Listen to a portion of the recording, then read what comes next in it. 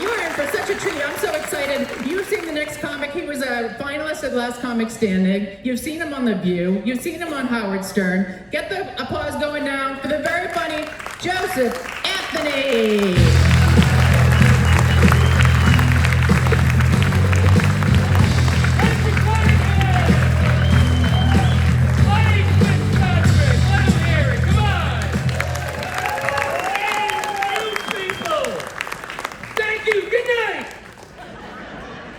Where you going, man? I promise I'm good. Give me a chance. I've been doing this for a week or two. I get it. I know what these guys do, gals, when they come out. All right. I hope you come back. If not, we'll have to send out a search team. Well, she really wants to gamble. I've seen 2. That's my limit. I gotta go place a bet. I'm itching. Yeah, that happens. A lot of the comedians that I work with, they come to the stage. Normally they're not disrupted by rudeness, but typically they come to the stage, and you've probably seen them at live shows, even on HBO in these big cities, major cities, Atlantic City, Chicago, New York. And what do? They, thank you! They come out to the applause like I did. Thank you very much. It is great to be here tonight. Woo! Everybody goes crazy. Think about that statement, great to be here tonight. And let me ask you, when was the last time you were standing in front of a room full of strangers? Well, normally I say a room full of strangers, but it's empty up top, so. When was the last time you were standing in front of a group of strangers? Not even, a crowd of onlookers, if you will. The exact amount of people that gather when someone slips on the ice in the wintertime. That's what we have here tonight. And you're standing in front of these strangers who are sitting there, staring at you, expecting shit. As you suffer from clinical anxiety, a little dose of obsessive-compulsive disorder, do you think you would feel, wow, is it great to be here? It's a very tough situation. I said, I know. I'll start out the show. I'll use the words my father gave me if I should ever be in a tough spot like this one here tonight. So I'd like to start out by saying, the fuck are you looking at, huh? You got a problem?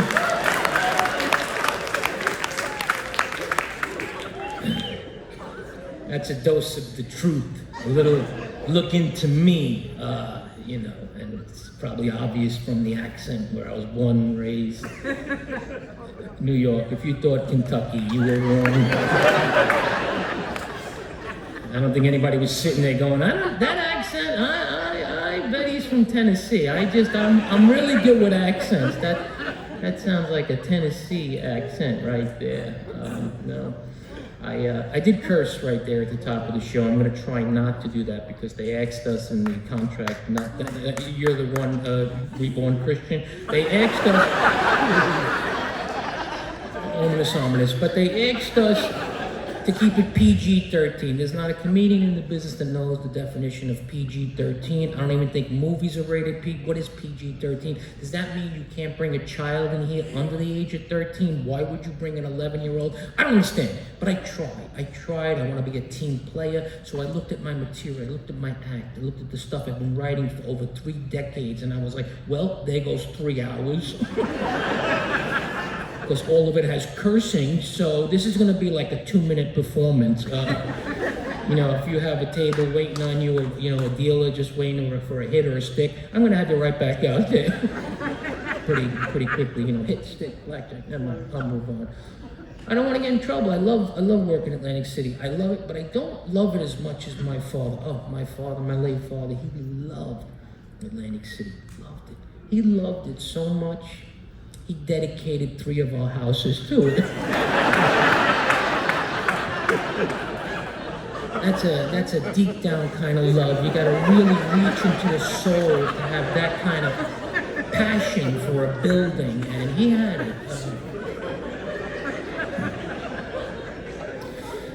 Grew up in New York, and if anybody is not, for some reason, familiar with New York, except by way of maybe television and movies, I can tell you that those characters that you see really exist. You know those guys, the dummies, the dopes, they hang out on a street corner. They say things like, forget about it. Go see where you gotta go. They exist, they're real. And I grew up around these guys. And I thought I had heard and experienced every expression. But I was doing a show in Brooklyn one time. And I heard something I had never heard before. I was on the stage, little intimate club too, people right here. I was on the stage, and in reference to something, I said the word dumbfounded. I don't remember why, but the guy down in front, as soon as I said it, started explaining the word to his girlfriend like only a Brooklyn guy could. This is what I heard. Listen to me. I ain't gonna tell you again, all right? You see, you wasn't always dumb, you found it.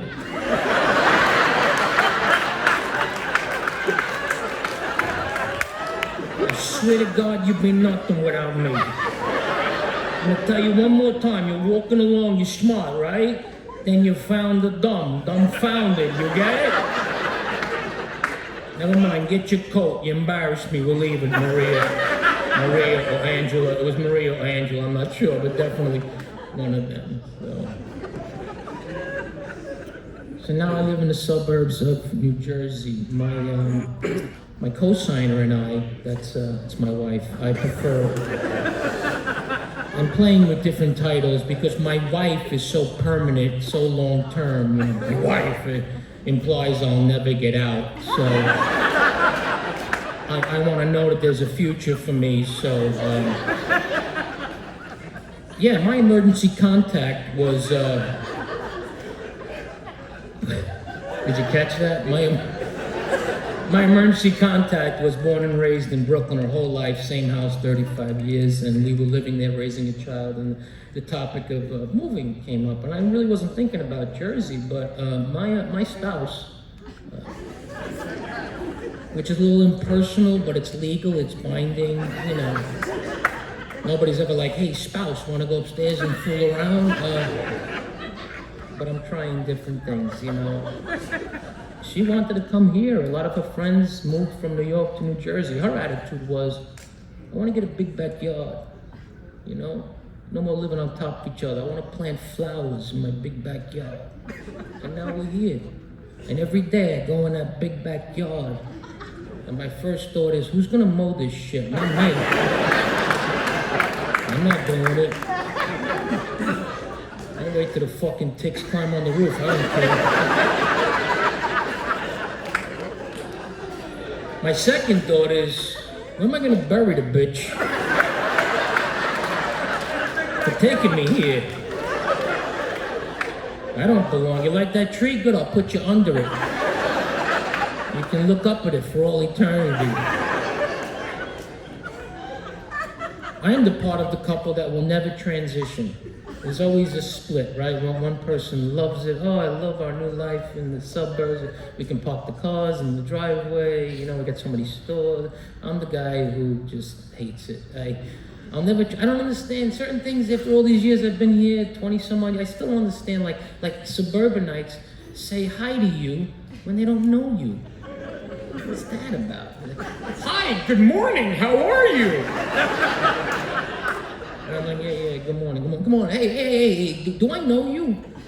Well, no, you don't, exactly, I don't know you, so why do you want to know how I'm doing? Why do you want to know what I'm doing? Why do you want to know what these plastic bags are that I'm putting in the trunk of my car? I think it's best if you turn around and pretend you never saw me, and then maybe you won't get hit with a bat. That's all I'm saying. How you doing now? And by the way, Mr. Rogers, where can I get a piece of bread around here? Could you tell me? I'm looking for a good piece of bread.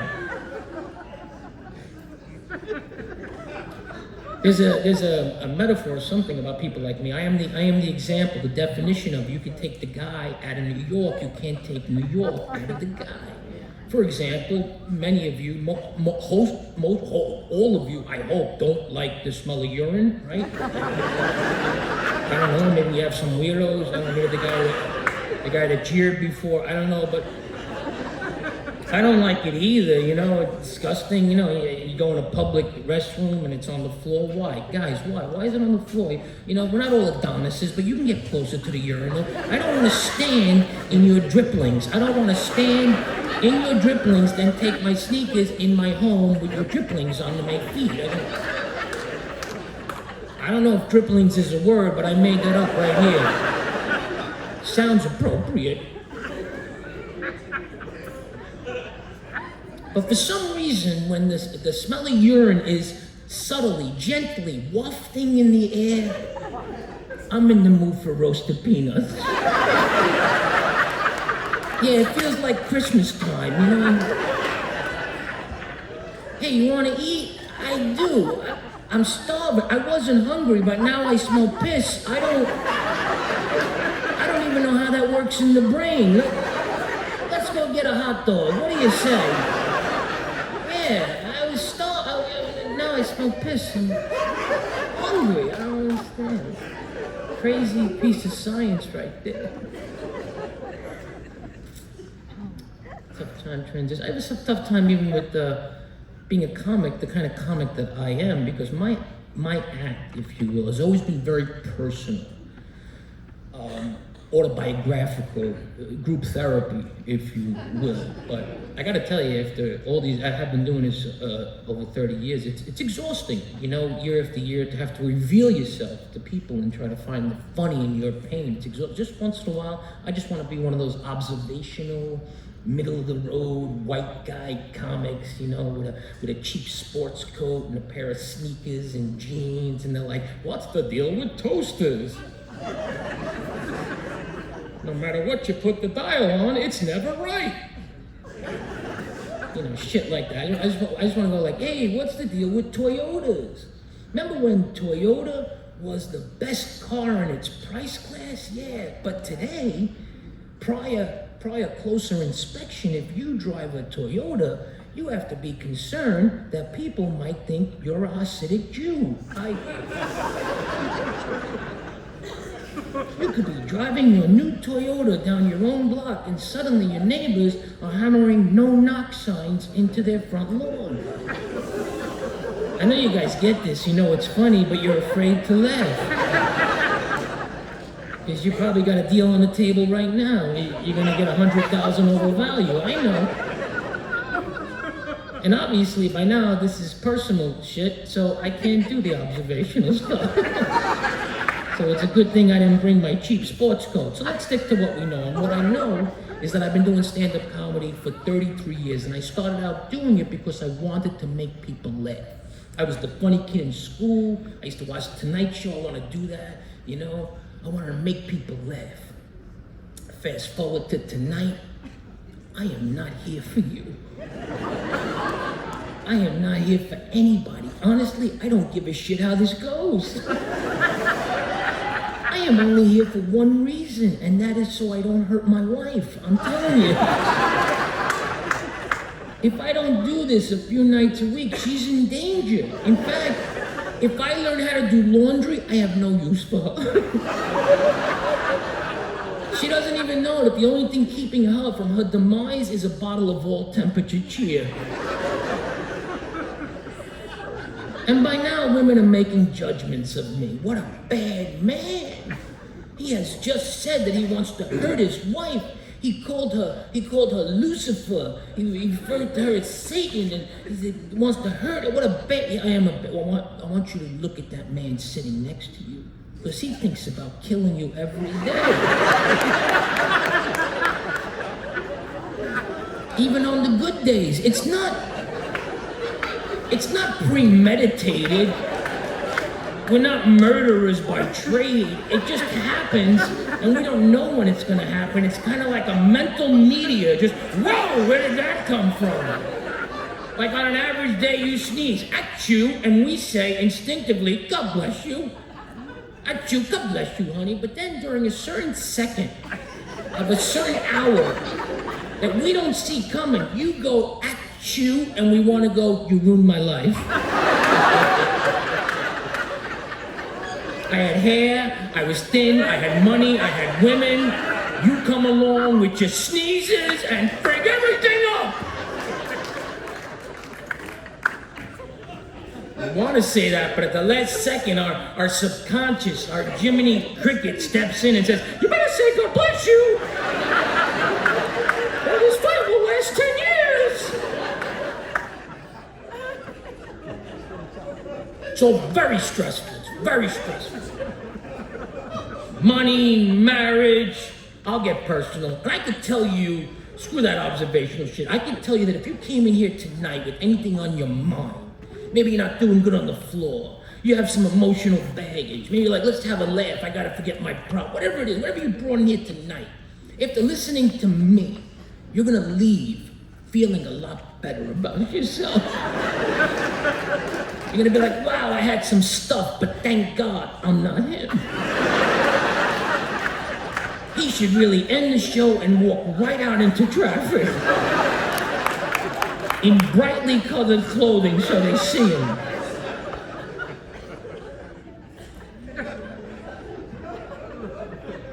It's been a rough ride, man. I suffer from OCD. I mentioned that at the very top of the show. If you're not familiar with obsessive compulsive disorder, it's called OCD. It means obsessive compulsive disorder. If you're not familiar with OCD, it stands for obsessive compulsive disorder. Did I say that right the first time? Obsessive. 4 people have a brain. I get that. I take that over anal retentive, which apparently means the same thing, but anal retentive sounds like I store things in my ass for an unnecessary length of time. What's the matter? You look exhausted. I was holding a bike. I don't know if you know, but I'm anal retentive.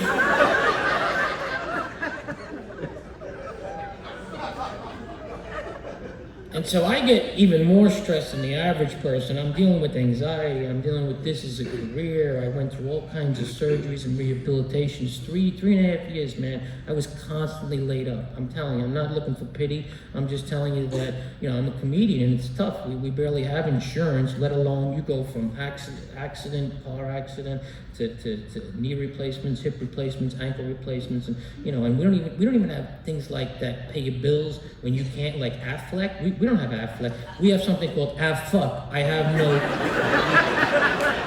no gigs. How am I going to pay the mortgage? And this kind of stress, it affects a person, And I talk about Lucifer. That's my wife. I talk about my marriage and how stressful it is, and it is, and maybe some of you are like, oh, I don't have that kind of thing, but we all, in some way, are in the same boat. We really are, because what marriage is, and I've coined this phrase, it's a painful learning process. You young people that think it's not going to happen to you, and it will, write that down. Marriage is a painful learning process. I learned this not too long ago, and it applies to all couples. Let's make it inclusive. It applies to married couples and those of you that are dating, and some of you in a hostage situation. Please, blink twice, we'll get you help. Room 396. I don't want to be here. He made me put on this short dress. Some of you are looking around the casino. Very good, that's good. I like a crowd that's half awake and paying attention. If you ask your woman, I learned this, if she finds another man attractive, take a famous guy, a hot singer, an actor, guess what? You'll never ever get an honest answer. And by honest, I mean visceral, knee-jerk reaction. The kind of answer that women say to each other when they're alone together, because you guys have no idea. I grew up with sisters. You don't know what they say when they're alone. It's, oh my God, they dissect us from hair follicles to toes. I'm talking about that kind of answer. And this is what happened in my situation. On the television was the show, popular show, and this was before they got rid of his character. Grey's Anatomy, good-looking actor. Ladies, what was his name? McDreamy. Look, they all know it. It's been 3 years. McDreamy. They didn't even answer me verbally. Their vaginas went, McDreamy! Patrick Dempsey! They went to say it vocally, but down below went, you do all the talking! McDreamy.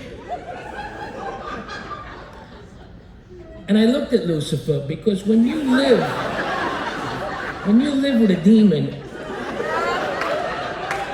even if you're not having relations anymore, you still remember what it's like when they're turned on. I knew she was into him because her tail started to wiggle. Now, much like a dog, it means excited when a demon's tail wiggles. Remember that. So I saw her tail wiggling and I said, you like him, don't? And she said, he's got nice eyes. That's the kind of bullshit you'll get. Eyes. You won't get an honest answer like, ha! Do I find Patrick Dempsey attractive? Let's put it this way. If you had a heart attack on the street, while they're resuscitating you with the defibrillator, I'd screw him during that time period. Clear! He's not up! Pat, one more time! Clear! He's not up here, Pat! Stick it in here! So before I go, ladies and gentlemen, normally I have something to show you. I don't have the sample with me. I will be out in the lobby. I have a shirt that if you've paid attention to, my act was time limited tonight. You only got a taste, a dose. And I know a lot of you are feeling better about yourself, but you only got a little dose of Joseph and how he should really just hang from the nearest oak tree. And so I said, what defines me in my life and how I feel at this stage in life? And I have a shirt that says in big letters, leave me alone. If I can't say it, I just point to the shirt. I have them, I'll be in the lobby. I also have them for women because let's face it, we never know when your cycle is. Thank you very much. Good night.